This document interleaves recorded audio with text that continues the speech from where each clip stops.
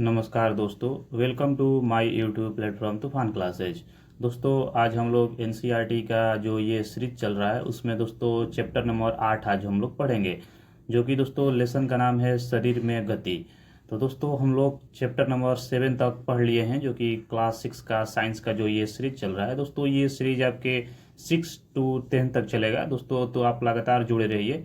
और दोस्तों सबसे बड़ी बात है कि इस बुक को पढ़ने से आपसे यही फायदा होगा कि दोस्तों जो आपके माइंड का दोस्तों जो आपका मूर्छा लगा हुआ है वो दोस्तों धीरे धीरे आपका समाप्त होने लगेगा। और दोस्तों जो आप रटे रटाए चीज़ें पढ़ते हैं, जैसे कि आप फैक्ट पर ज़्यादा ध्यान देते हैं, तो दोस्तों अब एग्जाम में फैक्ट वाला क्वेश्चन ज़्यादा आपसे नहीं पूछे जा रहे हैं। सबसे ज़्यादा दोस्तों आपसे वो सब्जेक्टिव करके दोस्तों प्रश्न पूछे जा रहे हैं। दोस्तों इसके लिए आपके दिमाग का फैलाव होना जरूरी है। तो दोस्तों एनसीईआरटी हमें यही सिखाता है कि कैसे हम चीज़ों को एक दूसरे को दोस्तों कोरिलेट करके समझ सकते हैं और उसे दूसरे बाहरी दुनिया से कैसे आपको टच करता है। और दोस्तों इसमें बहुत ही छोटे छोटे एग्जाम्पल देकर आपको समझाएगा बच्चा जैसा। तो दोस्तों आप भी बच्चे जैसा ही पढ़ने का कोशिश कीजिए, होशियार बनिएगा तो फिर आपको नहीं समझ में आएगा। क्योंकि फैक्ट के लिए मार्केट में दोस्तों बहुत सारी बुक है, तो आप फैक्ट के लिए दूसरा बुक रेफर कर सकते हैं। लेकिन यदि आपको चीज़ों को बहुत अच्छे तरीके से समझना है कि आप हर क्वेश्चन के बारे में क्यों कैसे सोच सके, तो उसके लिए दोस्तों सबसे अच्छा बुक आपको एनसीईआरटी है। तो आइए शुरू करते हैं आज का जो हमारा पहला चैप्टर है कि आपका शरीर में गति, यानी कि चैप्टर नंबर 8 है। तो दोस्तों यदि आप चैनल पर नए हैं तो चैनल को सब्सक्राइब कर लीजिए। वीडियो आपको अच्छी लगेगी तो वीडियो को लाइक जरूर कीजिए। दोस्तों यहाँ पर बिल्कुल शांत होकर बैठिए, अपने शरीर में होने वाली गतियों को अनुभव कीजिए। आप समय समय पर अपनी पलकों तो झपकाते ही होंगे। श्वास लेते समय अपने शरीर में होने वाली गतियों का परीक्षण कीजिए। हमारे शरीर में स्वतः ही अनेक गतियां निरंतर होती रहती है। तो दोस्तों ये आपको कह रहा है कि जैसे ही आप शांत होकर बैठते हैं तो आपकी आंखें की पलकें झपकती है, श्वास लेते हैं तो उसमें भी गति होती है। इन गतियों के बारे में दोस्तों आप स्वयं ही देख सकते हैं कि किस प्रकार से ये गति हो रही है, यानी कि खुद आपको ये समझाने की कोशिश कर रहा है कि आप इन चीज़ों पर गौर कीजिए यदि अभी तक आप नहीं किए हैं तो दोस्तों जब आप अपनी नोटबुक में लिखते हैं तब आपके शरीर के कौन सा भाग गति करता है, जब आपने मुड़कर अपने मित्र को देखते हैं तब शरीर का कौन सा भाग गति करता है, और उपयुक्त सभी उदाहरण में आपके उस स्थान पर रहते हुए भी आपके शरीर का कोई ना कोई भाग गति करता है। आप एक स्थान से दूसरे स्थान पर जाते हैं, आप उठकर अपने अध्यापक के पास जाते हैं, कक्षा के बाद विद्यालय के मैदान में जाते हैं अथवा विद्यालय के बाद अपने घर जाते हैं। तो इस स्थिति में आप एक स्थान से दूसरे स्थान तक वास्तव में चलकर जाते हैं। आप चलकर, दौड़कर, कूदकर एक स्थान से दूसरे स्थान पर जाते हैं। वहीं दोस्तों अपने मित्रों और अध्यापक या आपके जो अभिभावक हैं उनसे चर्चा कीजिए। दोस्तों सारणी जो 8.1 में दोस्तों यहाँ पर दिखाया गया है, यहाँ पर किस प्रकार के कौन सी गति की जा रही है। यहाँ पर आप देख सकते हैं कि गाय दोस्तों जो है गमन करने के लिए पैर का उपयोग करती है और चलती है। वहीं दोस्तों मनुष्य भी आपका पैर का उपयोग करके चलता है। सांप दोस्तों संपूर्ण शरीर का उपयोग करता है और दोस्तों रेंग कर चलता है। वहीं दोस्तों आपको 3 चीजें नीचे दिया गया है, पक्षी, कीट और मछली। इनके गतियों के बारे में दोस्तों आप कमेंट बॉक्स में इसको बताइए कि किस प्रकार से वो गति करते हैं। तो दोस्तों यहाँ पर जो बूझो है वो पौधे की गति लेकर आश्चर्यचकित है। वो जानता है कि पौधे जो होते हैं एक स्थान से दूसरे स्थान तक गति नहीं करते हैं, परंतु क्या वे किसी दूसरे प्रकार की गति को प्रदर्शित करते हैं। दोस्तों बूझो जो है जानना चाहता है कि पौधे की जो गति है वो तो एक स्थान से दूसरे स्थान तक गति नहीं करते हैं, लेकिन क्या वे दूसरे प्रकार की गति प्रदर्शित करते हैं। तो दोस्तों हम लोग चैप्टर में इसके बारे में पढ़ेंगे। दोस्तों जहां पर लगेगा कि एग्जाम में आने वाले प्रश्न है, हम आपको वहां पर बता देंगे कि आपके एग्जाम में प्रश्न आएगा। और दोस्तों वहां से आपके एग्जाम में प्रश्न पूछे जाते हैं। आप यदि आगे चलकर जो भी एग्जाम दीजिएगा, यदि एक बार आप एनसीईआरटी कंप्लीट करते हैं तो उसके बाद दोस्तों आपको चीज़ें समझ में आने लगेगी कि कौन सा दोस्तों हमें ज़्यादा इंपॉर्टेंट है। दोस्तों जो ज़्यादा इंपॉर्टेंट होगा वो हम आपको बता देंगे। यदि आपके पास बुक नहीं है तो आप बुक अपने पास जरूर रखिए, और जो चीज़ें हम आपको बताएंगे कि आपके एग्जाम के लिए इम्पोर्टेंट है वो दोस्तों आप अपने हाइलाइटर के माध्यम से उसे हाईलाइट कर लीजिए। वही दोस्तों जंतु जब एक स्थान से दूसरे स्थान तक किस प्रकार गमन करते हैं। दोस्तों चलना, टहलना, दौड़ना, उड़ना, छलांग मारना या रेंगना एवं तैरना आदि ये जंतुओं की एक स्थान से दूसरे स्थान तक जाने के कुछ ढंग है। तो दोस्तों ये एक प्रकार की गति है। तो आप इन गतियों के बारे में आपको दोस्तों बताया है कि चलना भी एक गति है, टहलना भी एक गति है, दौड़ना भी एक गति है, उड़ना भी एक गति है, छलांग मारना भी गति है, रेंगना भी गति है और तैरना भी गति है। लेकिन ये दोस्तों किन किन जंतुओं पर आपके निर्भर करता है उसके बारे में दोस्तों हम लोग पढ़ेंगे। तो जंतु एक स्थान से दूसरे स्थान तक जाने के तरीके में इतनी अधिक विविधता क्यों है? क्या कारण है कि अनेक जंतु चलते हैं जबकि सांप रेंगते हैं और मछली तैरती है? तो इसके बारे में आपको बताएगा कि ऐसा क्यों होता है। तो आइए देखते हैं दोस्तों। 8.1 हम लोग पढ़ेंगे कि मानव शरीर एवं इसकी गतियां, मानव के बारे में दोस्तों इसमें हम लोग पढ़ेंगे। तो जंतुओं के विविध गतियों पर ध्यान देने से पूर्व आइए अपने शरीर के कुछ गतियों को ध्यान पूर्वक देखें। यानी कि दोस्तों जो जंतु होते हैं उनकी गति के देखने से पहले हम अपनी शरीर की गति पर देखें। वहीं दोस्तों क्या आपकी विद्यालय में शारीरिक व्यायाम करते समय आनंद आता है? विद्यालय में शारीरिक व्यायाम करते समय आप हाथ एवं पैर किस प्रकार की गति करते हैं? तो आइए हमारा शरीर जिन गतियों को करने के लिए दोस्तों योग है, हम उनके शारीरिक गतियों को करने का हम प्रयास करते हैं। तो दोस्तों एक काल्पनिक विकेट पर दोस्तों काल्पनिक गेंद फेंकने का आप प्रयास कीजिए। आप अपना हाथ किस प्रकार घुमाते हैं? क्या आप इसे अपने कंधे से वृत्ताकार रूप से घुमाते हैं? क्या आपका जो कंधा भी गति करता है? पीठ के बल आप लेट जाइए, अपने पैर के कुल्हे को चारों ओर घुमाइए, अपनी भुजा के केहनी से ऊपर नीचे कीजिए। इस प्रकार पैरों को दोस्तों घुटने से मोड़िए। अपने हाथ को अपने पार्श्व मतलब दोस्तों होता है उल्टा, पार्श्व में सीधा तानिए। वहीं दोस्तों भुजा को मोड़ते हुए अंगुलियों से कंधे को छुइए। अपने अपने हाथ को कौन सा भाग मोड़ा, हाथों को सीधा तानकर नीचे की ओर झुकने का भी आप प्रयास कीजिए। क्या आप ऐसा कर पाते हैं? तो दोस्तों यहाँ पर आपको बताएगा कि इसमें कौन कौन सी गति हो रही है। तो आगे हम लोग दोस्तों पढ़ते हैं। तो दोस्तों यहाँ पर अपने शरीर के विभिन्न हिस्सों में गति करने का प्रयास कीजिए और प्रेक्षण को सारणी 2.2 में नोट कीजिए। क्या कारण है कि हम अपने शरीर के कुछ अंगों को तो स्वतंत्र रूप से दोस्तों दिशा में घुमा सकते हैं। तो दोस्तों यहाँ पर बताया गया है कि गर्दन, कलाई, अंगुली, घुटने, एड़ी, पदानुंगुली, पीठ को दोस्तों पूर्णतः घूमता है तो दोस्तों इसमें हाँ लिखना है। जो दोस्तों नहीं घूमता होगा उसमें ना लिखना है। कौन सा झुकता है तो उसमें भी दोस्तों आपको हाँ लिखना होगा। जो गति बिल्कुल भी नहीं करता है दोस्तों उसमें आपको लिखना होगा कि ये बल बिल्कुल गति नहीं करता है। तो दोस्तों आप इन सारणी को आप भर सकते हैं जैसा कि आप यहाँ पर पीठ, सिर, कोहनी, भुजा को यहाँ पर दिया गया है। वहीं दोस्तों अगर हम बात करें तो आप जब कुछ अंगों को केवल एक ही दिशा में घुमा सकते हैं तो हम अपने शरीर के कुछ भागों को दोस्तों घुमाने में असमर्थ क्यों रहते हैं? इसके बारे में आप कभी सोचे हैं? तो दोस्तों आइए हम इसे क्रियाकलाप 1 के माध्यम से देखते हैं कि एक पैमाने को अपने हाथ पर दोस्तों चित्र 8.1 में यहाँ पर जिस प्रकार दिखाया गया है दर्शाई गई स्थिति में रखिए और जिसकी आपकी केहनी पैमाने के मध्य रहे। वहीं दोस्तों अपने मित्र से पैमाने तथा हाथ को एक साथ बांधने के लिए दोस्तों कहिए और आपकी कोहनी को दोस्तों मोड़ने का प्रयास कीजिए। क्या आप इसे मोड़ पाते हैं? दोस्तों यहाँ पर देख सकते हैं जो बूझो है दोस्तों ये अपनी कोहनी को सीधा करके नीचे से एक पटरी के द्वारा बांध दिया गया है। क्या इसे मोड़ सकता है? तो दोस्तों इसे अपने हाथों को नहीं मोड़ सकता है। वहीं दोस्तों अगर हम बात करें तो क्या आपने ध्यान दिया है कि जो हम शरीर के विभिन्न भागों को उस स्थान से मोड़ अथवा घुमा पाते हैं जहां पर दो हिस्सों को एक दूसरे से जुड़े हो। उदाहरण के लिए जैसे कि आपके कोहनी हो गई, कंधा हो गया अथवा इसे आप गर्दन कहिए। क्या आप ऐसे अन्य कुछ भागों को नाम बता सकते हैं कि इन्हें स्थानों को दोस्तों संधि कहते हैं? यानी दोस्तों ये कहना चाहता है कि जैसे में आपको जो हैंड हो गए जो कि आपकी केहनी हो गई और दोस्तों जो आपका गर्दन होता है, मान लीजिए ये आपका गर्दन हुआ और दोस्तों यहाँ से जो ये जुड़ा हुआ है तो इसको आप घुमा सकते हैं। जो ये गोल वाला आप देख सकते हैं ये घूम सकता है। तो दोस्तों जो ये घूम रहा है इसके जो यहीं पर ये एक प्रकार का संधि का मतलब होता है दोस्तों ये ज्वाइंट है और दोस्तों ये ज्वाइंट से ही आपका मूव कर रहा है। दोस्तों हाथ की जो ये आपकी हथेली रहती है और बीच में दोस्तों ये जो केहनी होता है यहाँ दोस्तों ज्वाइंट होता है और यहीं से हम अपनी हाथों को दोस्तों घुमा सकते हैं। वहीं दोस्तों अगर हम बात करें तो हमारे जो दोस्तों शरीर में कोई ऐसी संधि नहीं होती है। तो आपके विचार में दोस्तों क्या हमारे लिए किस प्रकार की गति करना संभव होता है? दोस्तों वास्तव में इन संधियों की कौन सी वस्तु परस्पर बांधती है?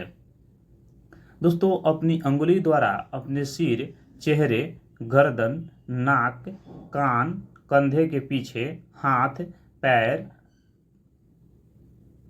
अंगुली, पादंगुलियों को दबाइए। तो दोस्तों यहाँ पर जो भी हम आपको बता रहे हैं वो आप एक बार इमेजिन कीजिए, जैसे ही हम बोल रहे हैं नाक, कान, गर्दन, तो उसको दोस्तों आप देखने का प्रयास कीजिए। अगर चीज़ों को आप देख पाते हैं तो आपको चीज़ें बहुत ही जल्दी समझ में आने लगेंगी।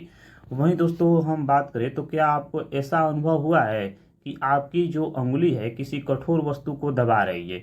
ये कठोर संरचना अस्थियां है। अस्थियां मतलब दोस्तों होता है हड्डी, और अपने शरीर के अन्य भागों में इस प्रक्रिया को दोहराइए।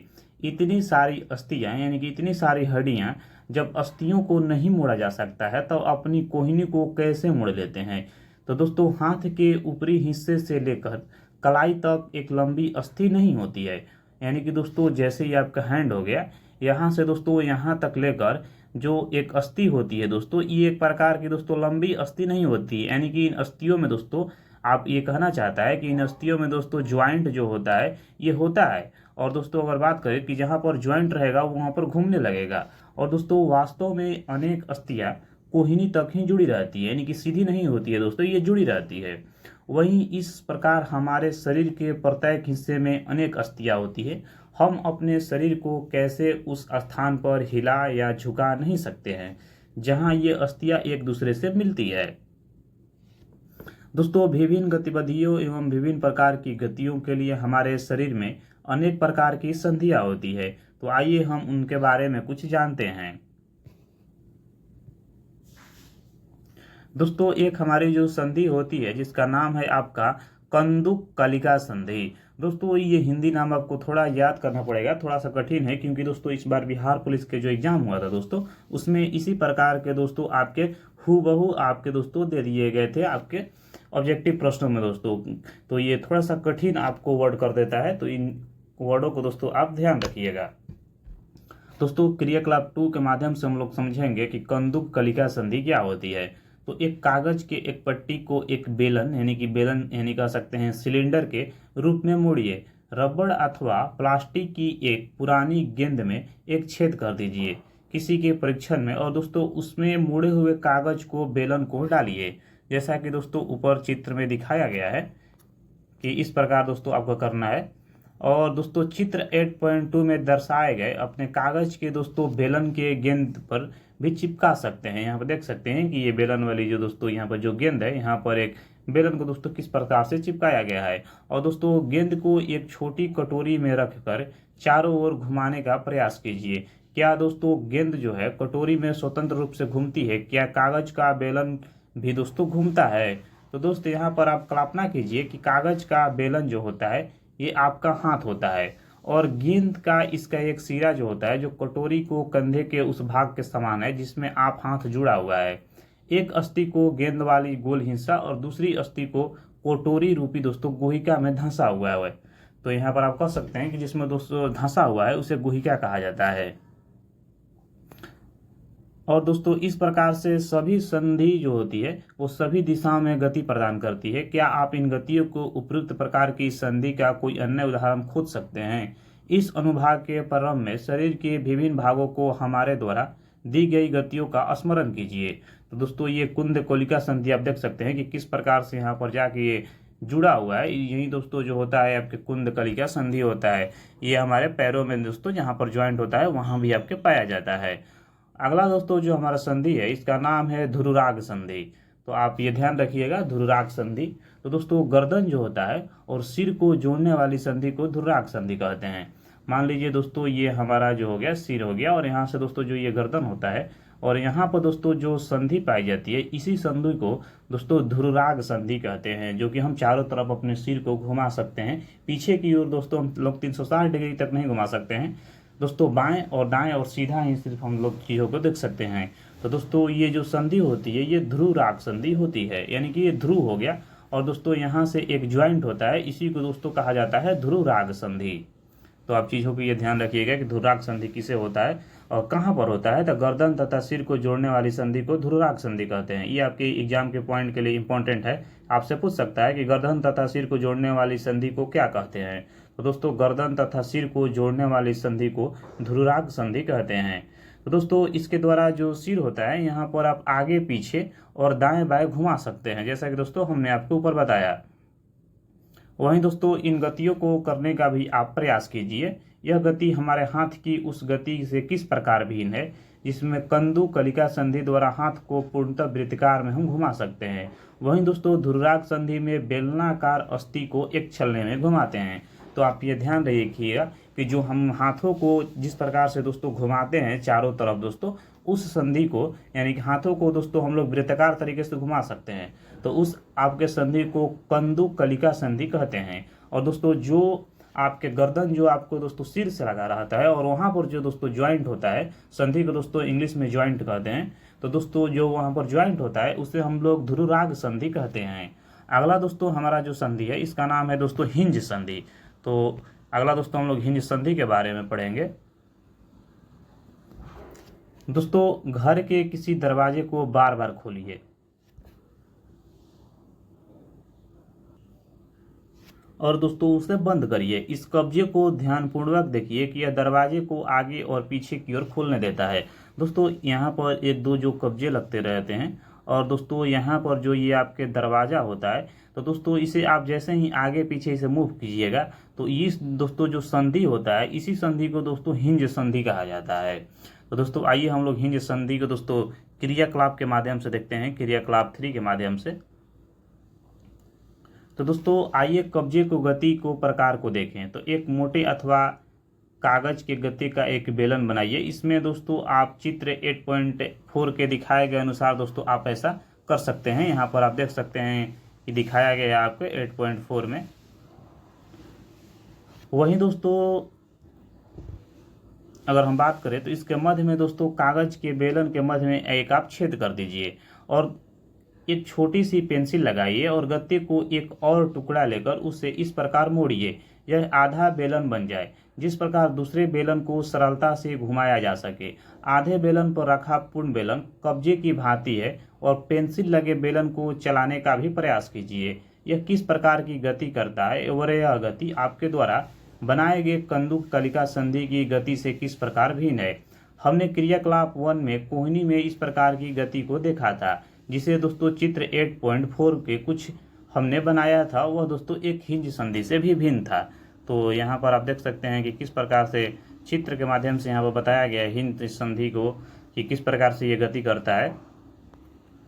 और दोस्तों ये घुटने की जो आपके ज्वाइंट जहाँ पर होता है, ये दोस्तों हिंज संधि ही होता है। यहाँ से दोस्तों जो ये हमारे नीचे वाला दोस्तों भाग होता है और दोस्तों ये जो घुटना होता है, तो दोस्त यहाँ पर जो ज्वाइंट होता है, इसी ज्वाइंट को दोस्तों हम लोग हिंज संधि कहते हैं। और दोस्तों जो हिंज संधि होता है ये सिर्फ दोस्तों एक ही भाग में आपका घूम सकता है, आपको चारों भागों में नहीं घूम सकता है।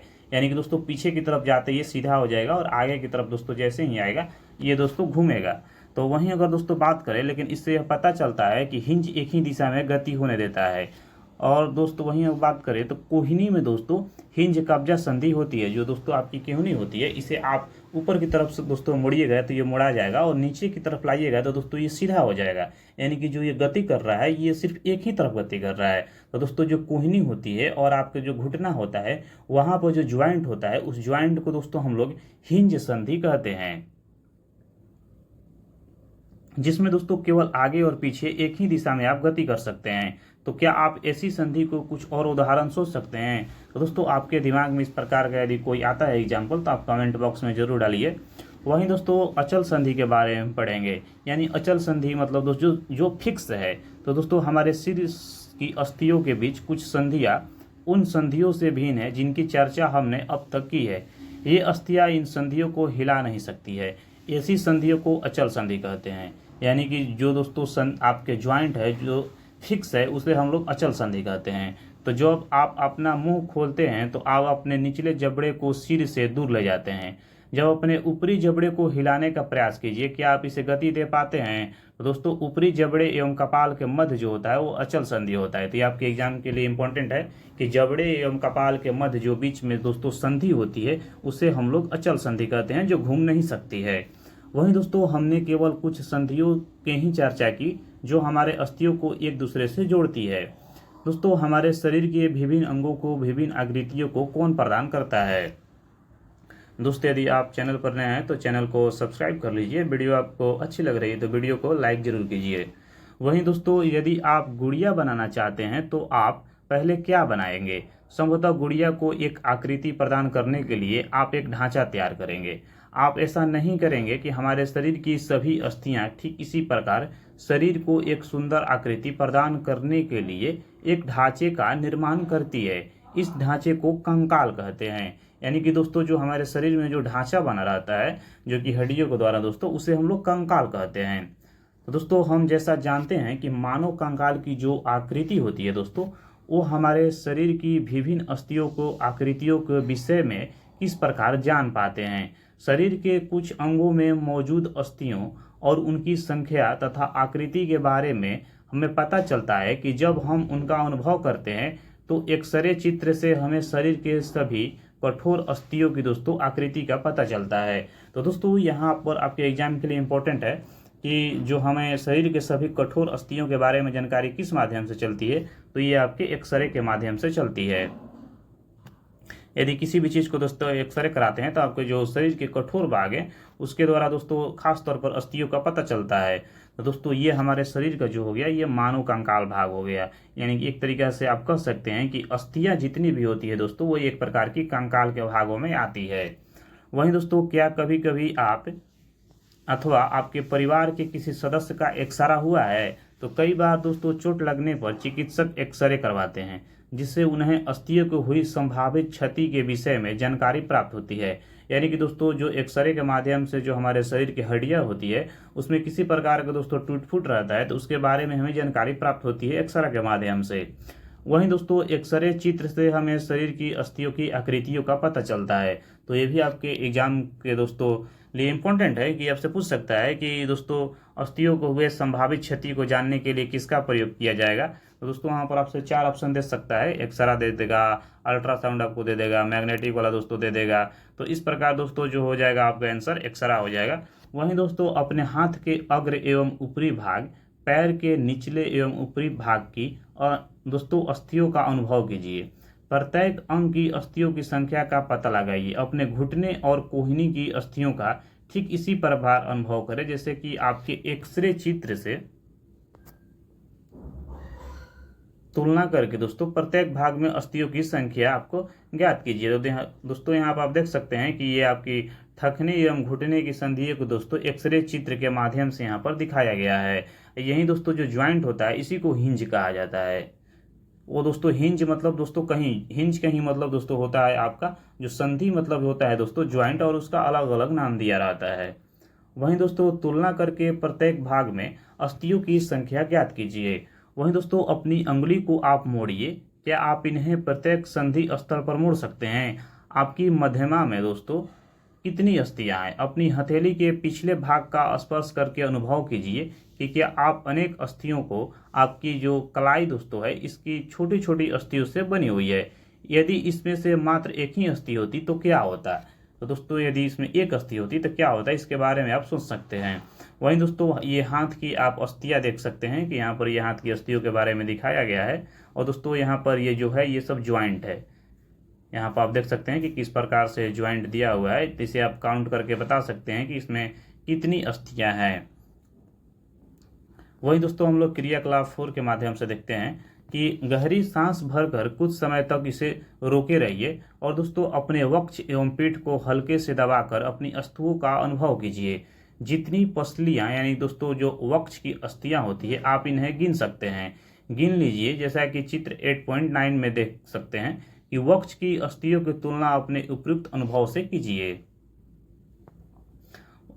ये दोस्तों हमारी जो पसली हो गई इसके बारे में ये दोस्तों गिनने की आपकी बात कर रहा है कि इसे आप गिन सकते हैं कि ये कितनी है। जैसे ही आप दोस्तों सांसों को थोड़ा सा दबाइएगा तो ये दोस्तों हल्का सा बाहर आती है दोस्तों, और यहाँ पर आप इसे काउंट कर सकते हैं। वहीं अगर दोस्तों बात करें तो पसलियां विशेष रूप से मुड़ी हुई है और वे वक्ष की अस्थियां और मेरुदंड से जुड़कर एक बक्से की रचना करती है। दोस्तों जो ये पीछे वाला भाग हो गया ये आपका मेरुदंड हो गया, और दोस्तों ये यहाँ से आपके पीछे की तरफ दोस्तों ये हड्डियां आपकी जुड़ी हुई है जाकर मेरुदंड से।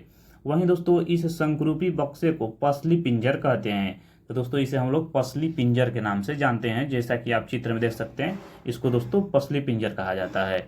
और दोस्तों हमारे शरीर के कुछ महत्वपूर्ण अंग इसमें सुरक्षित रहते हैं। दोस्तों ये ढांचा इस प्रकार से बनाया गया है कि हमारे शरीर के जितने भी इम्पोर्टेंट आपके अंग हो गए, जैसे कि आपका हार्ट हो गया दोस्तों, और फेफड़ा हो गया, इसमें दोस्तों सारे चीज़ों आपके जो बहुत ही नाजुक और दोस्तों हमारे शरीर के लिए बहुत ही महत्वपूर्ण है, वो दोस्तों पसली पिंजर में ही आपके पाए जाते हैं।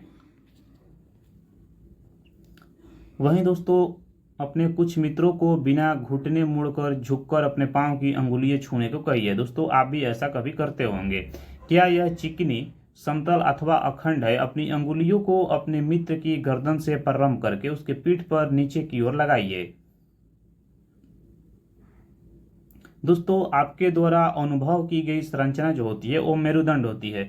दोस्तों जैसे ही आप पीछे की तरफ अंगुली ऐसे छुइएगा तो ये दोस्तों जो हड्डी होती है ये वाली दोस्तों, यहाँ पर दोस्तों जो पाई जाती है यही आपकी मेरुदंड होती है, जो कि दोस्तों यहाँ पर आके आपके सिर के द्वारा जुड़ी रहती है। और दोस्तों ये आगे का दोस्तों जो होता है यहाँ से दोस्तों ये पसलियों को द्वारा जोड़ा जाता है।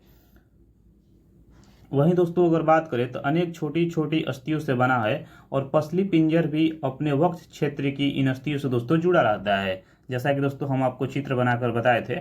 वहीं दोस्तों यदि मेरुदंड केवल एक ही अस्थियों का बना होता तो क्या आप अपने मित्र को इस प्रकार नीचे झुका सकते थे? तो अपने मित्र को खड़े होकर हाथों से किसी दीवार को धक्का लगाने के लिए कहिए। उससे कहिए कि वो अपने हाथ से दीवार पर धक्का लगाने का प्रयास करें। तो दोस्तों क्या आपको उसके कंधे के समीप दो उभरी हुई अस्थियां दिखाई देती है? इसे दोस्तों कंधे की अस्थियां कहते हैं। तो दोस्तों जो ये अस्थियां होती है, एक साइड इधर होती है और दोस्तों एक उधर होती है, तो इसी को दोस्तों हम लोग कंधे की अस्थियां कहते हैं। और दोस्तों जैसा कि 8 पॉइंट दोस्तों चित्र 1-2 में दिखाया गया है कि दोस्तों ध्यानपूर्वक देखिए कि यह संरचना श्रेणी अस्थियां है। यह बॉक्से के समान एक ऐसी संरचना बनाती है जो आपके आमाशय के नीचे पाए जाने वाले विभिन्न अंगों की रक्षा करता है। यह दोस्तों कुल्हे के वाला हिस्सा है जिसे अपने सहारे से आप बैठते हैं। तो दोस्तों ये जो आपकी श्रेणी हो गई दोस्तों, ये आपकी आमाशय के दोस्तों नीचे दोस्तों जो होता है ठीक वहीं पर ये पाई जाती है, और दोस्तों इस श्रेणी को कुल्हे की अस्थियां भी कहते हैं।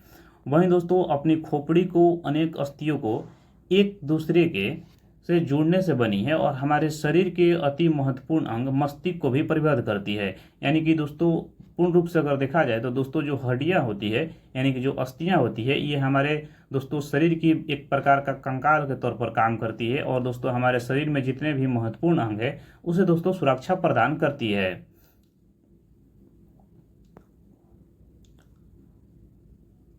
वहीं दोस्तों उसकी सुरक्षा करती है। और हमने कंकाल की बहुत सी अस्थियां तथा संधियों के बारे में चर्चा की। कंकाल के कुछ अतिरिक्त अंग भी हैं जो हड्डियों को जितने कठोर तो नहीं है और जिन्हें मोड़ा जा सकता है, उन्हें उपास्थि कहते हैं। यानी कि दोस्तों एक होता है अस्थि और एक होता है आपके उपास्थि। तो दोस्तों हम लोग अस्थि के बारे में पढ़ चुके हैं और दोस्तों अब हम लोग उपास्थि के बारे में पढ़ेंगे, जो कि आप इन्हें आसानी से मोड़ सकते हैं। दोस्तों यहाँ पर आप चित्र में देख सकते हैं कि किस प्रकार से कान को दोस्तों यहाँ पर मोड़ा जा रहा है, और दोस्तों जो कान के ऊपरी भाग होता है उसमें दोस्तों उपास्थि पाया जाता है। और दोस्तों अपने कानों को आप स्पर्श कीजिए। क्या आप किसी कठोर अस्थि भाग को अनुभव करते हैं जिसे मोड़ा जा सके? तो दोस्तों यहाँ पर ऐसा प्रतीत होता है कि इसमें कोई अस्थि नहीं है, यानी कि दोस्तों इसमें उपास्थि पाई जाती है, यानी कि ये लचीला होता है।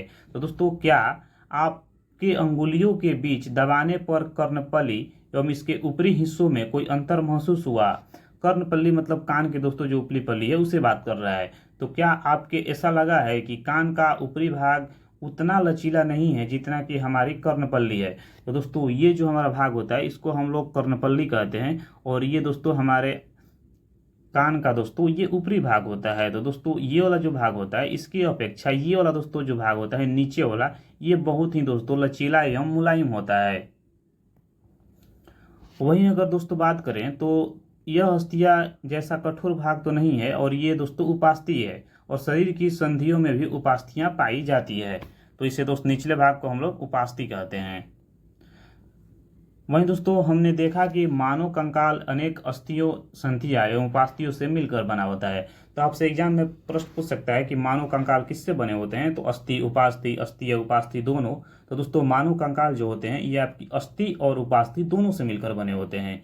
तो क्या आप उनमें बहुत से देख सकते हैं कि कैसे मोड़ सकता है तथा गति दे सकता है। अपनी दोस्तों नोटबुक में कंकाल का स्वच्छ आलेख बनाइए और हमारे शरीर की उन अस्थियों एवं उनकी संधियों के विषय में जानकारी प्राप्त कर ली, जो विभिन्न प्रकार की गति करने में हमारी दोस्तों सहायता करते हैं।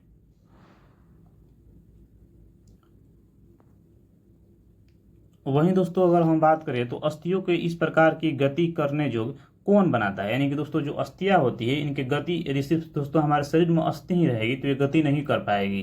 तो दोस्तों इन अस्थियों को गति यानी कि मोशन में लाने के लिए कौन इनको दोस्तों सहायता करता है, यानी कि हेल्प करता है। तो दोस्तों आपने एक हाथ की मुट्ठी बनाइए और मुट्ठी के अंगूठे को इस बाजू के कंधे को छूने का प्रयास कीजिए। दोस्तों इस प्रकार आप मुट्ठी बनाकर यहाँ पर आप छूने का प्रयास कर सकते हैं। तो क्या आप अपनी ऊपरी भुजा में कुछ परिवर्तन अनुभव करते हैं। तो दोस्तों जिस प्रकार से यदि आप छूने का प्रयास कीजिएगा तो यहाँ पर दोस्तों जो हमारी ये ऊपरी भुजा है दोस्तों, यहाँ पर इसकी घनत्व तो दोस्तों धीरे धीरे ये बढ़ने लगेगा। और वहीं दोस्तों अगर हम बात करें तो दूसरे हाथ से छूकर इसे देखिए कि क्या यह दोस्तों आपके ऊपर उभरा हुआ भाग जैसा दिखाई देता है। तो दोस्तों इसी को हम लोग पेशी कहते हैं। ये दोस्तों जो आपको रेड वाला दिखाई दे रहा है ये हमारी पेशी हो गई।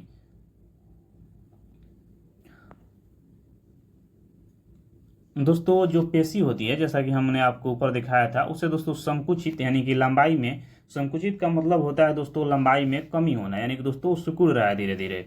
और वहीं दोस्तों बात करें तो कमी होने के कारण पेशियां जो होती है उभरी आती है। अब अपने हाथ को पुनः सामान्य स्थिति में लाइए और पेशियों को क्या होता है कि आप अभी भी संकुचित अवस्था में हैं। तो चलते एवं भागते समय आप अपने पैरों या पेशियों को इस प्रकार संकुचित देख सकते हैं। दोस्तों संकुचन की अवस्था में जो पेशी होती है ये छोटी, कठोर एवं मोटी हो जाती है। ये अस्थि को खींचती है। किसी अस्थि को गति प्रदान करने के लिए दो पेशियों को संयुक्त रूप से कार्य करना होता है।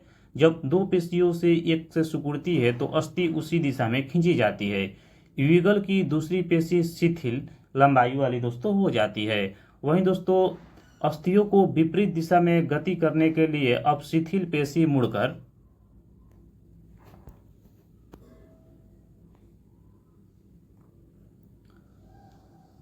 दोस्तों अस्थियों को अपनी पूर्व स्थिति में खींचती है, जबकि पहली पेशी अब स्थिर हो जाती है। पेशी केवल खींच सकती है, धक्का नहीं दे सकती, यानी कि दोस्तों जो पेशी होती है वो सिर्फ उसमें खिंचाव होता है, वो धक्का नहीं दे सकती। अतः एक अस्थि को गति देने के लिए दोस्तों दो पेशियों को संयुक्त रूप से कार्य करना होता है। यानी कि दोस्तों यदि एक अस्थि को गति देना है तो दोस्तों उसमें दो पेशी की जरूरत पड़ती है। तो दोस्तों क्या गति के लिए हमेशा अस्थियों एवं पेशियों की आवश्यकता होती है। तो दोस्तों गति को यदि आप देना चाहते हैं कंकाल में तो उसमें अस्थि और पेशी को दोनों की जरूरत पड़ती है। और दोस्तों दूसरे जंतु किस प्रकार चलते हैं, क्या सभी जंतुओं में अस्थियां पाई जाती है। तो दोस्तों केंचुए अथवा घोंघों में क्या होता है, तो आइए कुछ जंतुओं के बारे में भी दोस्तों गति के अध्ययन करते हैं। दोस्तों यहाँ पर हम जंतुओं के चाल के बारे में देखेंगे, तो जो कि दोस्तों यहाँ पर केंचुआ के बारे में बताया गया है क्रियाकलाप 5 के माध्यम से कि दोस्तों बगीचे में चलते हुए केंचुए का आप निरीक्षण कीजिए और इसे पकड़कर एक स्याही या फिल्टर पेपर पर रखिए। इसके गति का आप परीक्षण कीजिए। इसके पश्चात केंचुओं की एक कांच की पट्टी के टुकड़े पर या दोस्तों आप कह सकते हैं कि टाइल अथवा दोस्तों ऐसी जगह पर आपको रखने के कह रहा है जहाँ पर दोस्तों चिकना हो। तो दोस्तों वहाँ पर इसे आप रखिए और दोस्तों इसे किस प्रकार से यह गति जो है पेपर पर दोस्तों केंचुए की गति से भिन्न है। यानी कि दोस्तों जो पेपर पे इसका गति है और जो आपके चिकनी सतह जैसे कि आपका दोस्तों शीशा वगैरह हो गया उस पर इसकी गति क्या है। तो दोस्तों ऊपरी दो सतहों पर किस प्रकार केंचुआ आसानी से चल सकता है। केंचुए का शरीर एक सिरे से दूसरे सिरे से सटा कर रखे गए अनेक छल्लों से बना प्रतीत होता है। और दोस्तों केंचुए की शरीर में अस्थियां नहीं होती है परंतु इसमें दोस्तों पेशियां होती है। तो आप ध्यान रखिएगा कि केंचुआ एक ऐसा प्राणी है जिसमें दोस्तों अस्थियां नहीं होती है, इसमें केवल पेशियां पाई जाती है। और दोस्तों इसके शरीर के घटने और बढ़ने में भी सहायता करती है। तो दोस्तों आप देखे होंगे कि केंचुआ किस प्रकार से अपने शरीर को सिकुड़ लेता है, जो कि दोस्तों जो मांसपेशियां होती है वो सिकुड़ती है और फैलती है। तो दोस्तों इसमें सिर्फ मांसपेशी पाया जाता है, इसलिए अपने शरीरों को सिकुड़ सकता है और मोड़ सकता है। वहीं दोस्तों अगर बात करें तो चलने के दौरान केंचुआ अपने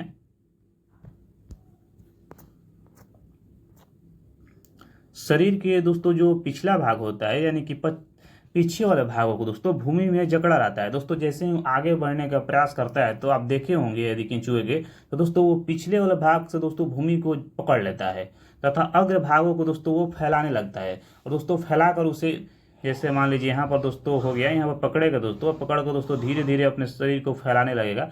और दोस्तों जब यहाँ पर पहुंचेगा तो इसको दोस्तों फिर पकड़ेगा और यहाँ पर दोस्तों इसको सटा देगा, और सटाने के बाद फिर दोस्तों पिछले भाग से पकड़ेगा, फिर आगे इसको दोस्तों ले जाकर आपको चलने लगेगा। वहीं दोस्तों अगर बात करें तो इसके बाद जो दोस्तों अग्रभाग होता है इसे भूमि को पकड़ता है और पक्ष भाग को दोस्तों स्वतंत्र कर देता है। जैसा कि दोस्तों हमने आपको बताया कि यहाँ से यदि जाएगा तो दोस्तों पीछे वाला भागों को पहले दोस्तों पकड़ेगा और आगे की ओर बढ़ जाएगा। फिर दोस्तों जैसे ही यहाँ पर पहुंचेगा तो यहाँ दोस्तों अगले भाग को पकड़ लेगा और पिछले भागों को दोस्तों ले आकर अगले भाग में दोस्तों यहाँ पर स्पर्श करा देगा। फिर दोस्तों यहाँ पर पिछले भाग को पकड़ेगा और फिर दोस्तों अगले भाग को यहाँ पर ले जाएगा। यदि दोस्त आप गौर किए होंगे, यदि केंचुआ के चाल को देखे होंगे तो आप जरूर इनके बारे में जानते होंगे। वहीं दोस्तों इसके पश्चात अपने शरीर को संकुचित करता है तथा पश्च भाग को अपनी ओर खींचता है, तो इसके लिए कुछ दूरी तो आगे बढ़ता है। केंचुए इस प्रक्रिया को बार बार दोहराता है दोस्तों, मिट्टी पर आगे बढ़ता है। इसके शरीर में चिकने पदार्थ होते हैं और इसे चलने में सहायता करते हैं। तो दोस्तों आप ये ध्यान रखिएगा कि केंचुआ में दोस्तों केवल मांसपेशियां पाई जाती है, उसमें अस्थि या उपास्थि नहीं पाई जाती है। वहीं दोस्तों यह अपने शरीर के हिस्से को जमीन से किस प्रकार टिकाता है, इसके शरीर में छोटे छोटे अनेक सुक यानी कि बाल जैसी आकृति होती है। ये सुक पेशियों से जुड़े होते हैं और ये सुक मिट्टी में उसे पकड़ने में मजबूती बनाते हैं।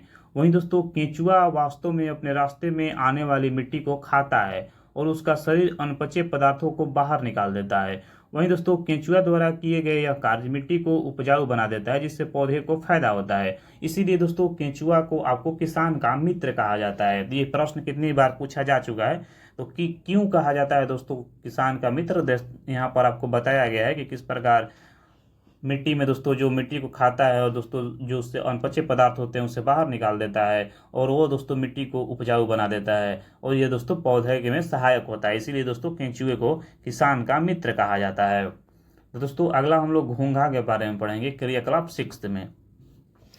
दोस्तों किसी बगीचे से एक घोंघा को पकड़िए।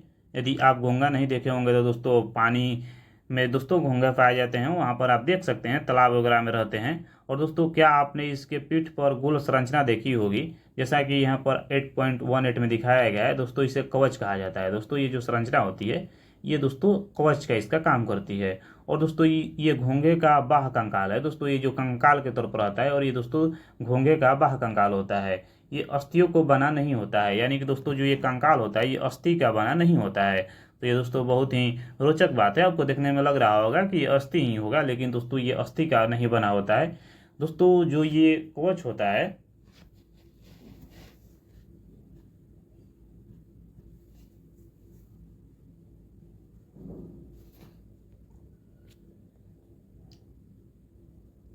दोस्तों ये जो एक कवच होता है ये एकल एकक होता है और ये घोंघे को चलने में कोई सहायता नहीं करता है। यानी कि दोस्तों जो ये कवच होता है घोंघों को चलने में सहायता नहीं करता है, ये घोंघे के साथ खींचते जाता है। घोंघे के दोस्तों कांच की पट्टिका पर रखकर इसकी परीक्षण कीजिए।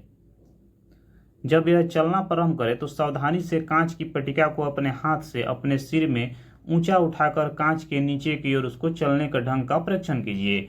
दोस्तों कवच का जो छेद खुलने पर आपने उसे एक मोटी मांसल संरचना या सिर बाहर आते देखा होगा। वहीं दोस्तों मोटी संरचना इसका पाद है, यानी कि दोस्तों इसका पाद का मतलब होता है आपका पैर है। तो दोस्तों जो कवच के अंदर पाया जाता है वो उसका पैर रहता है। तो दोस्तों आपसे पूछ सकता है कि घोंघा में जो पैर होता है वो बाहर होता है या अंदर होता है, तो दोस्तों वो अंदर होता है। और दोस्तों ये दृढ़ पेशियों का बना होता है। अब सावधानी पूर्वक कांच की प्लेट को एक ओर थोड़ा सा झुकाइए, यानी कि पैरों को लहरदार गति दिखाई देती है। क्या घोंघे की गति केंचुए की गति से तीव्र है या धीमी है? यदि दोस्तों आप परीक्षण कीजिएगा तो आप इसे बता सकते हैं कि ये धीमी है या तेज है। अगला दोस्तों हमारा तिलचट्टा के बारे में पढ़ेंगे क्रियाकलाप 7 के द्वारा।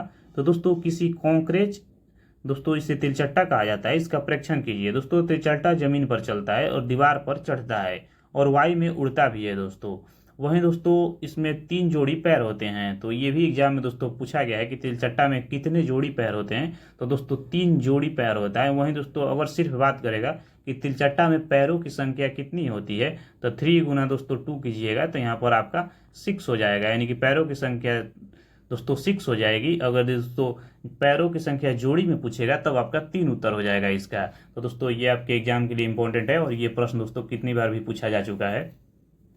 वहीं दोस्तों इसका जो शरीर होता है ये कठोर बाह्य कंकाल द्वारा ढका होता है। ये दोस्तों जो इसका शरीर होता है ये बाह्य कंकाल द्वारा ढका होता है। और दोस्तों यह बाह्य कंकाल विभिन्न एककों की परस्पर संधियों द्वारा बनता है, जिसके कारण गति संभव हो पाती है। वक्ष 2 जोड़े पंखों के दोस्तों भी जुड़े होते हैं और अगले पैर जो होते हैं वो संकरे और दोस्तों पिछले पैर चौड़े बहुत एवं पतले होते हैं। तो दोस्तों ये घोंघा के बारे में आपको जानकारी दे रहा है कि घोंघा किस प्रकार से होते हैं। वहीं दोस्तों तिलचट्टे में विशिष्ट पेशियां होती है। सॉरी दोस्तों, वहाँ पर तिलचट्टा के बारे में जानकारी दे रहा था। और पैरों की पेशियां उनको चलने में सहायता करती है और वक्ष की पेशियां तिलचट्टे के उड़ने के समय उसके पैरों को दोस्तों गति देती है। अगला दोस्तों हम लोग पक्षी के बारे में पढ़ेंगे क्रियाकलाप 8 के माध्यम से। तो दोस्तों पक्षी हवा में उड़ते हैं। यदि आप देखे होंगे तो दोस्तों पक्षी जो होती है वो हवा में उड़ती है और भूमि पर भी चलती है। बतख तथा हंस जैसे कुछ पक्षी दोस्तों जल में भी तैरते हैं। जबकि दोस्तों पक्षी इसलिए उड़ पाते हैं क्योंकि उनका शरीर उड़ने के लिए अनुकूलित होता है। वहीं दोस्तों उनकी अस्थियों में वायु प्रकोष्ठ होते हैं, जिनके कारण उनकी अस्थियां हल्की परंतु मजबूत होती हैं। तो दोस्तों वायु प्रकोष्ठ होने के कारण उनकी अस्थियां हल्की और मजबूत होती है। वहीं दोस्तों उनके पैरों की अस्थियां चलने तथा बैठने के लिए अनुकूलित होती है और अग्रपाद की अस्थियां रूपांतरण होकर पक्षी के पंख बनाता है। कंधे की अस्थियां मजबूत होती है और वक्ष की अस्थियां उड़ने वाली पेशियों को जकड़ रखने के लिए विशेष रूप से रूपांतरित होती है। पंखों को ऊपर नीचे करने में दोस्तों सहायता करती है। यहाँ पर आप दोस्तों पक्षी का कंकाल देख सकते हैं कि किस प्रकार पक्षी का कंकाल दिखाया गया है। वही दोस्तों अगला जो हमारा है मछली के हम लोग बारे में पढ़ेंगे क्रियाकलाप 9 के माध्यम से। दोस्तों कागज का एक नाव बनाकर उसे पानी पर इस प्रकार रखिए कि उसका नुकीला भाग आगे की ओर रहे और इसे धीरे धीरे आप धक्का दीजिए। दोस्तों आप कागज का नाव बचपन में जरूर बनाए होंगे, तो इस प्रकार आप देख सकते हैं किस प्रकार यहाँ बनाया गया है और आगे की ओर दोस्तों इसे धकेला जा रहा है। और दोस्तों क्या यह जल में आगे की ओर तेजी से जाते हैं। तो दोस्तों अब नाव दोनों सिरों को पकड़कर इस प्रकार धक्का दीजिए कि वह चौड़ी ओर जल से जाए। और दोस्तों क्या इस प्रकार नाव जल में सरलता से चल सकती है। तो क्या आपने ध्यान दिया है कि नाव की आकृति काफी सीमा तक मछली जैसी है, यानी कि दोस्तों मछली का सिर एवं पूंछ के मध्य भागों की अपेक्षा पतला एवं नुकीला होता है। और दोस्तों शरीर की ऐसी आकृतियों को धारा रेखीय कहलाती है। तो दोस्तों जो मछली की आपकी आकृति होती है ये धारा रेखीय होती है, यानी कि धारा के अनुसार दोस्तों ये चलने में इसे सहायता करता है। दोस्तों जो इसका पीछे वाला आप पंख के तौर पर देख सकते हैं, जिस तरीके से आप इसे मोड़ना चाहिए इसको इस प्रकार से दोस्तों उस दिशा में मोड़ सकती है अपने आप को। दोस्तों यदि आप नाव देखे होंगे तो उसमें भी दोस्तों पीछे लगाया रहता है और दोस्तों नाव को मुड़ने के लिए पीछे वाले दोस्तों हिस्से को जैसे मोड़ा जाता है उससे दोस्तों नाव आगे से भी मुड़ने लगती है। वहीं दोस्तों इस विशेष आकृति के कारण जल इधर उधर बहकर निकल जाता है और मछली जल में अपनी सरलता से तैर सकती है। वहीं दोस्तों मछली का कंकाल दृढ़ पेशियों से ढका रहता है और तैरने की प्रक्रिया में शरीर का अग्रभाग एक ओर मुड़ जाता है और पूंछ दोस्तों विपरीत दिशा में जाता है। यदि दोस्तों अगर मुड़ना चाहती है और दाएं तो दोस्तों अपने सिर को दाएं ओर करेगी और दोस्तों जो उसका पीछे वाला होता है जो कि आप कह सकते हैं कि उसे दोस्तों चलने में सहायता करता है वो दोस्तों बाएं हो जाएगा, यानी कि दोस्तों एक दूसरे के विपरीत होता है। यहाँ पर दोस्तों मछली की आप गति को देख सकते हैं कि किस प्रकार यदि मछली इधर अपनी मुख को करना चाहती है तो उसके द्वारा जो पीछे वाला दोस्तों इसका पंख के तौर पर है ये इधर आ गया। वहीं दोस्तों इधर जा रही है तो इसका इस तरह का मुड़ रहा है। अगर ये दाएं मुड़ना चाहती है तो इसके पीछे वाला दोस्तों बाएं जा रहा है। वो दोस्तों बाएं मुड़ना चाहती है तो यहाँ पर दाएं देख सकते हैं। तो वहीं दोस्तों मछली को चित्र 8.23 में किस प्रकार दिखाया गया गति को आप यहाँ पर देख सकते हैं और अपने अनुसार दोस्तों शरीर को किस प्रकार से मोड़ती है। वहीं दोस्तों इसकी तीव्रता से उसकी पूंछ जो होती है दूसरी दिशा में मुड़ जाती है और इससे एक झटका सा लगता है और मछली आगे की ओर चलती है। इस प्रकार के क्रमिक ताल से मछली आगे की ओर तैरती रहती है और पूंछ को इस पंख के कार्य में उसकी सहायता करती है।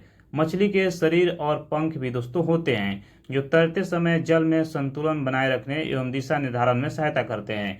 तो दोस्तों यहाँ पर आपके एग्जाम में पूछ सकता है कि मछली को दोस्तों तैरने के और संतुलन बनाए रखने के लिए और दिशा निर्धारण करने के लिए किसकी सहायता मिलती है? तो दोस्तों पंख का वो सहारा लेती है। तो दोस्तों क्या आपने कभी ध्यान दिया है कि गोताखार अपने पैरों में इन पंखों की ही तरह विशेष आकृति यानी कि दोस्तों फ्लिपर पहनते हैं और इन्हें जल में तैरने में सहायता करते हैं। अगला दोस्तों हम लोग सांप के बारे में पढ़ेंगे यानी कि सर्प के बारे में पढ़ेंगे कि सर्प किस प्रकार से चलते हैं। तो दोस्तों क्या आपने सांप को फिसलते हुए आगे बढ़ते हुए देखा है कि ये सीधा चलते हैं? तो दोस्तों सर्प का जो मेरुदंड होता है ये लंबा होता है और शरीर की जो पेशियां होती है ये क्षीण एवं असंख्य होती है और वे परस्पर जुड़ी होती है। वहीं दोस्तों यदि वो चाहे तो दूर ही क्यों ना हो लेकिन पेशियां मेरुदंड और पेशलियां एवं त्वचा पर एक दूसरे से जोड़ती है। दोस्तों सर्प का शरीर अन्य वलय से मुड़ा होता है और इस प्रकार सर्प प्रत्येक वलय को उसे आगे की ओर धकेलता है। इसका शरीर दोस्तों अनेक वलय का बनता है और प्रत्येक वलय आगे को धक्का देता है। इस कारण सर्प बहुत तेज गति से आगे की ओर चलता है परंतु सरल रेखा में नहीं चलता है। और दोस्तों हमने विभिन्न जंतुओं को गति प्रदान करने वाली अस्थियां एवं पेशियों के विषय में जानकारी प्राप्त की है। वहीं दोस्तों पहेली एवं बीजों ने दोस्तों पिटारे में विभिन्न जंतुओं की गति से संबंधित अनेक प्रश्न है। इस प्रकार अपने मस्तिष्क में अनेक प्रश्न उभर रहे होंगे जो कि प्रसिद्ध ग्रीक दार्शनिक अरस्तु ने दोस्तों अपनी पुस्तक गैट ऑफ एनिमल्स में दोस्तों स्वयं इस बात का उल्लेख किया है। तो दोस्तों यहाँ से हमारे एग्जाम में एक प्रश्न यहाँ पर पूछा जा सकता है कि गैट ऑफ एनिमल्स के लेखक कौन है? तो दोस्तों इसका राइट आंसर आपका अरस्तु हो जाएगा। तो आप ये पॉइंट को नोट डाउन कर लीजिएगा कि गैट ऑफ एनिमल्स के लेखक कौन है, तो ये आपके अरस्तु जी हो जाएंगे। यदि आप बुक आपके पास है तो इस चीज़ को हाईलाइट कर लीजिएगा। वहीं दोस्तों विभिन्न जंतुओं के शरीर में विभिन्न भाग क्यों होते हैं? ये विशेष अंग उन जंतुओं को विशेष गति में किस प्रकार सहायक है? विभिन्न जंतुओं को शरीर अंगों में क्या समानताएं भिन्नता है? वहीं दोस्तों विभिन्न जंतुओं को चलने के लिए कितने अंगों की आवश्यकता होती है? और मनुष्य के 2 पैर तथा गाय और भैंस के 4 पैर क्यों होते हैं? और बहुत से जंतु समपादी होते हैं, ऐसा क्यों होता है? और हमारे पैर को मुड़ने का ढंग हमारे हाथों की तुलना में अलग क्यों है? इतने अधिक प्रश्न संभवतः आपने क्रियाकलाप द्वारा हमने कुछ प्रश्नों का उत्तर प्राप्त करने का प्रयास किया है और दोस्तों हम कुछ और प्रश्नों का उत्तर खोजते हैं। दोस्तों यहाँ पर हम लोग प्रमुख शब्द पढ़े थे जैसे कि मेरुदंड क्या होता है, जिससे हम लोग को बताया कि पीछे वाली जो होती है उसे मेरुदंड कहा जाता है। कंदकुलिका संधि जो कहाँ पर पाई जाती है, सुख क्या होते हैं, उपास्थि क्या होते हैं, गुहिका क्या होती है, अचल संधि कहाँ पर पाई जाती है, जंतुओं की चाल कैसी होती है, हिंज संधि कहाँ पाई जाती है, पेशी क्या होते हैं दोस्तों, बाह कंकाल क्या होते हैं, श्रेणी अस्थियां क्या होती है, धुर्राग संधि दोस्तों क्या होती है, जो हमारी गर्दन को दोस्तों सिर से दोस्तों जुड़ती है वो धुर्राग संधि होती है। वहीं दोस्तों पसली पिंजर क्या होता है, कंधे की अस्थियां क्या होती है, कंगाल क्या होते हैं, धारारेखीय क्या होती है। तो दोस्तों हम लोग पढ़े थे धारारेखीय के बारे में जो कि दोस्तों मछली के दोस्तों सहायता करता है मुड़ने में। तो आप इन शब्दों से परिचित हुए होंगे जो कि आगे चलकर आपको काफ़ी दोस्तों सहायता मिलेगा। वहीं दोस्तों अगला जो हमारा चैप्टर है वो दोस्तों हम लोग कल चैप्टर आप लोग यहाँ पर हम दोस्तों पढ़ेंगे 9 नंबर जो कि सजीव एवं उनका परिवेश के बारे में। तो दोस्तों फिर हम लोग मिलते हैं कल नेक्स्ट वीडियो में चैप्टर नंबर 9 के साथ। तब तक के लिए दोस्तों जय हिंद।